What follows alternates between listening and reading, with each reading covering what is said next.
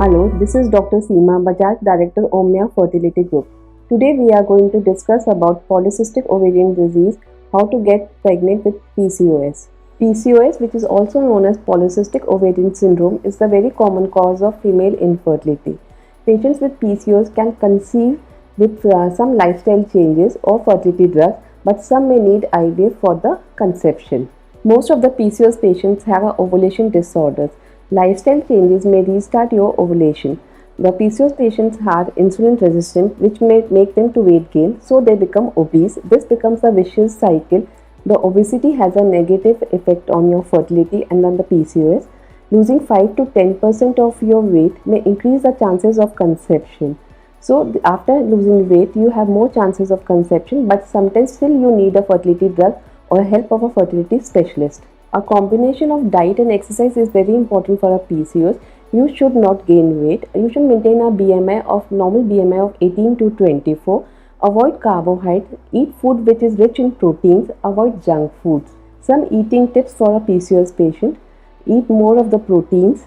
Eat a bigger breakfast and a smaller dinner. Avoid carbohydrates. If you are taking carbohydrates, then add them with the protein in your diet. Take complex carbohydrates. Doing regular exercise can also improve your symptoms of PCOS. So a regular exercise like brisk walking 15 to 20 minutes per day should be included in your routine. So a regular exercise plus a healthier diet can bring back your menstrual cycle, can improve your menstrual cycle up to 50%. Since the PCOS patient have a ovulation disorder, you can track your ovulation. This can be done by a mobile app or a LH kit. You can refer to my video on a YouTube which can tell you how to track your ovulation. By tracking the ovulation, you can come to know the best time of having a intercourse for the conception.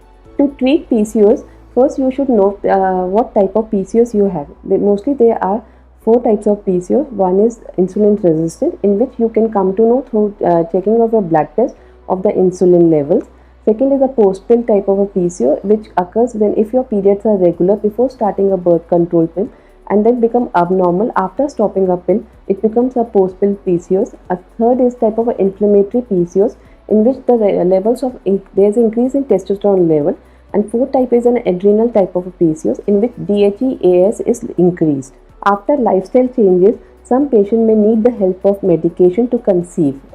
The most common drug that is used is metformin. Metformins are usually prescribed in patients of PCOS with insulin resistance, but it can also be given to the patients who are not insulin resistant because it helps in the weight loss. It increases the effectiveness of some fertility drugs. It prevents miscarriage and it makes your cycles regular. If your estrogen levels are raised, your doctor can prescribe you birth control pills before starting a fertility treatment. Sometimes N-acetylcysteine is also added, which it has an antioxidant property and lowers your testosterone level. Clomid is the most commonly used fertility drug for the patients of PCOS. It is started from the day 2 of your periods after doing an ultrasound to see for any cysts. Some of the patients become clomid resistant, then the metformin and a clomid combination is given.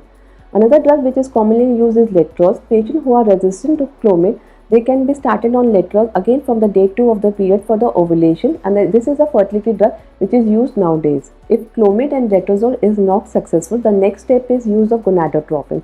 Gonadotropins can be FSH, LH or a combination of two. The only risk of gonadotropins is hyperstimulation syndrome. So your doctor will start with a low dose.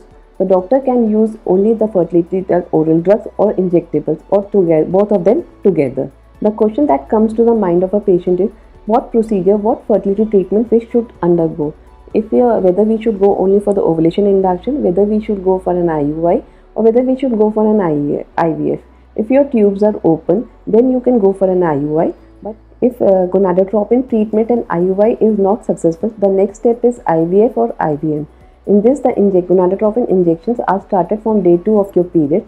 Your cycle is monitored with estrogen levels and an ultrasound, regular ultrasound, which are done on the day 2 of your cycle and then repeated on day 7, day 9, day 10. Once your eggs are ready and mature, they are retrieved. This is known as egg retrieval. This is done on the day 12, 13, depending on the size of your follicles. The egg retrieval is done under anesthesia.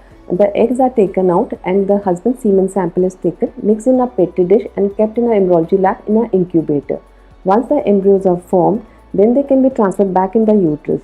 Usually with the patients of PCOS, since there is chance of hyperstimulation, the embryos are freezed up and then transferred in next cycle. A question that comes in our mind, whether a patient of PCOS needs an egg donor. So this is very unusual that the patient may be needing an egg donor, but if there are some additional fertility factors, then the egg donor may be required. Like if your age is advanced age, you are more than 40 or 45, if there were complications of hyperstimulation in your previous cycle, if you are a poor responder, if the quality of eggs is poor, you can get pregnant with PCOS. You have to balance your weight, control your blood sugar, and control the symptoms of PCOS with lifestyle changes and medication.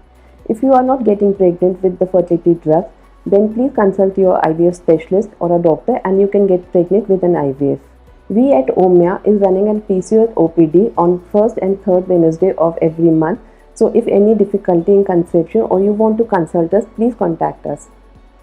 Thank you.